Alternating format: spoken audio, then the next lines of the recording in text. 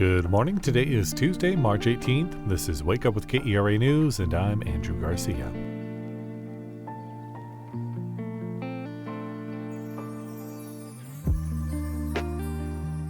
Temperatures will reach the low 80s today. Conditions will be clear but very windy with a high wind advisory in effect for North Texas.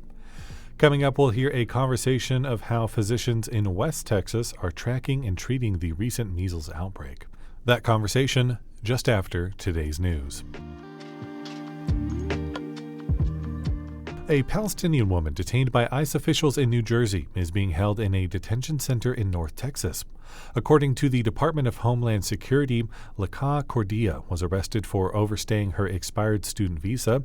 She was also among the Columbia University students arrested last year for protesting the war in Gaza. Dallas immigration attorney Denise Rosales, who isn't involved with Cordia's case, says the situation is unprecedented.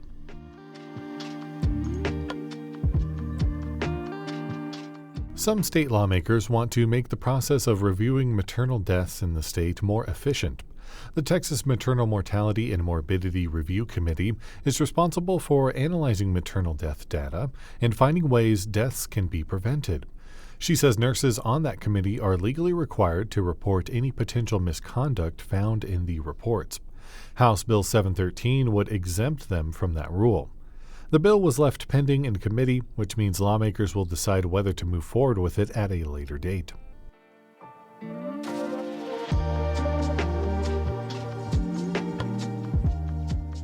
The spread of measles in West Texas has health officials scrambling to understand why the infectious disease is back and how they can stop it. Dr. Adam Ratner is a pediatric infectious disease physician in New York. He joined KERA's Chris Boyd to talk about it. What is it about this virus that allows it to spread so easily among unvaccinated people? It is more contagious than flu or polio or COVID or Ebola or anything else that you can think of. When someone is exposed to measles, they inhale it the same way that you get exposed to COVID or to the flu. It infects cells of the immune system that live in the lungs. It traffics to lymph nodes where there are lots of immune cells that it can replicate in, and then spreads widely throughout the body. And I think that it may just be that it grows to very high titer, billions of copies of the virus before it makes it back to the lungs, before kids are coughing and are contagious, that is responsible for some of how contagious it is. Adam, I had not realized before reading your book that school vaccine mandates happened in fits and starts in this country. How did differences between disease outbreaks in places with and without required shots to attend school demonstrate the effectiveness of vaccination? So school mandates are incredibly important for control of a disease as contagious as measles. You really need more than 95% of the population to be vaccinated. And what we learned through outbreaks in the 60s and 70s and 80s is that you cannot get to that point without school mandates. And there's one example that I think is particularly poignant, and it happened in Texarkana, which is a city that straddles the border between Texas and Arkansas.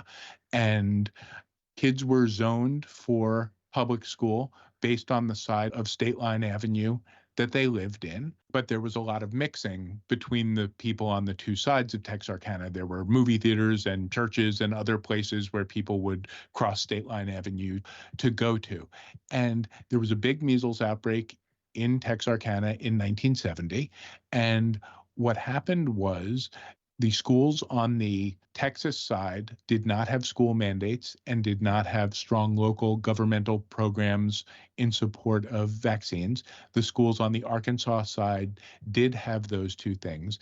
And what they saw when they counted cases at the end of the outbreak was that it was more than 95% of the cases that were on the Texas side and less than 5% of the cases on the Arkansas side, which was very strong evidence that school mandates made a huge difference in the health of children. There's a beautiful map in the report of this with the, showing where State Line Avenue is and where each of the cases occurred. And it really illustrated what a policy decision can do. What do you think will come of the current outbreak of measles in this country? So I think there are two pieces of that question, which is what will happen with the West Texas outbreak specifically, and what will happen generally in terms of measles outbreaks in the US. I am hopeful, given that many people in West Texas are deciding to have their kids vaccinated now, that that outbreak will come under control. But regardless of that particular outbreak, I think that given the overall trend of dropping vaccination rates in the United States, I think we are likely to see more outbreaks like this. That was KERA's Chris Boyd talking with Dr. Adam Ratner.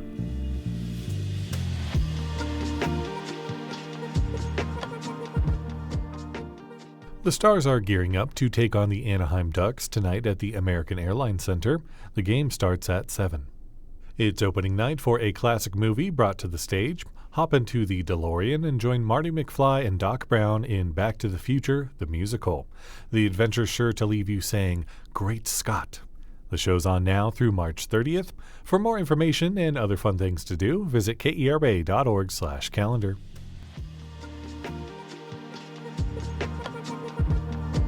Thanks so much for listening to Wake Up with KERA News. I'm your host, Andrew Garcia.